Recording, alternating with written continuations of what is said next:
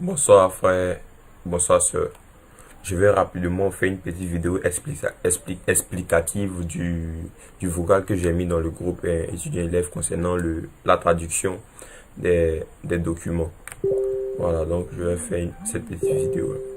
Donc pour commencer, je vais ouvrir Telegram pour me rendre sur le site que j'ai mis dans le groupe. Le lien encore là-bas. Voilà, donc je me rends sur le lien. Ok, voici le site. En tout cas, ce site-là, il est vraiment très bon pour les frères qui veulent apprendre le développement web, le design, le, la science, l'informatique en général. Bref, en tout cas, c'est vraiment un bon site. Et en plus, les livres sont gratuits sur ce site-là, donc c'est vraiment bien. Donc pour commencer, je vais prendre un exemple de livre, vous montrer un peu comment télécharger ici. C'est vraiment pas rien de compliqué, hein, c'est vraiment rien de compliqué. Il suffit seulement de cliquer sur Get This Book. Quand tu cliques, il y a un petit modal qui s'affiche. Vous devez entrer vos logins. Et ainsi de suite. Bon, moi, je ne vais pas le faire puisque j'ai déjà un document qui est là déjà pour l'exemple. Donc, après avoir fini de télécharger, vous allez l'avoir en fichier PDF. Donc, on va se rendre. On va se rendre dans nos documents pour aller chercher le fichier qui a été téléchargé. Donc, c'est très simple. On fait clic droit sur le fichier qui a été téléchargé. Et on va dans ouvrir avec Word, parce que Word va chercher de convertir le fichier PDF en fichier doc. Voilà, donc on clique sur OK pour qu'il puisse traduire le document. Bon, ça va dépendre de la taille du fichier, parce que le Word doit convertir le fichier, donc ça va dépendre de la taille si ça dure la conversion. Donc voici un peu le document. Vous voyez bien, bel et bien qu'il est en anglais. En anglais, donc on va le traduire tout de suite.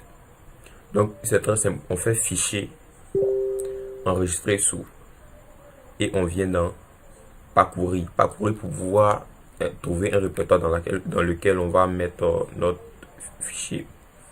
Bon, moi je vais le mettre sur le bureau directement, et on va changer l'extension.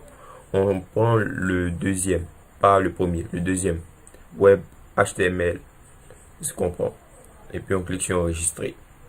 On va directement se rendre sur notre bureau. Moi, j'ai mis sur mon bureau, donc c'est sur mon bureau. Je vais ouvrir le fichier. Ça veut dire, pour vous retrouver, puisque vous êtes dans l'extension HTML, il va prendre comme icône le navigateur par défaut. Moi, mon navigateur par défaut, c'est Google Chrome, donc il a pris le logo. Donc, on fait double clic pour pouvoir ouvrir le fichier. Voici notre fichier qui est ouvert dans la page web. Pour le traduire, c'est vraiment très simple.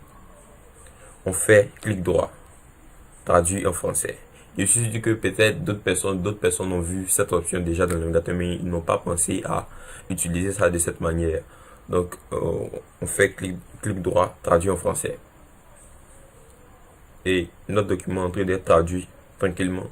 Même si c'est 1 million de pages, c'est traduit de façon instantanée. Et puis regardez, il garde les noms. Ça dit quoi? Les noms, les abréviations. Il sait quand c'est un nom, quand c'est une abréviation. Ça, je dois traduire, ça, il ne doit pas traduire, il le sait. Et tout ça, c'est grâce à l'intelligence artificielle de Google. Voilà, donc merci beaucoup à eux. Pour télécharger maintenant le document en français, on fait CTRL P ou on vient où il y a les 3 points dans notre navigateur et on clique sur imprimer.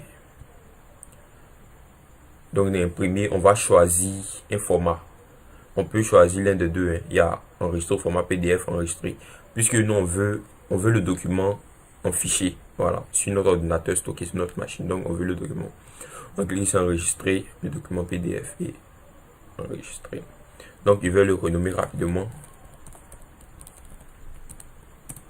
Donc moi je le renomme Photoshop. Donc je clique sur enregistrer, je vais le mettre sur mon bureau. Et voici le document.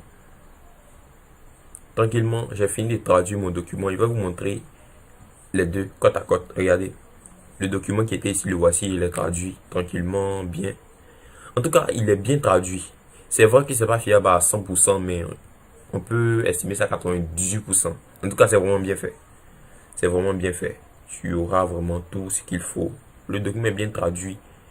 En tout cas, ça peut te permettre d'avoir les vrais documents traduits tranquillement. Tu peux bosser.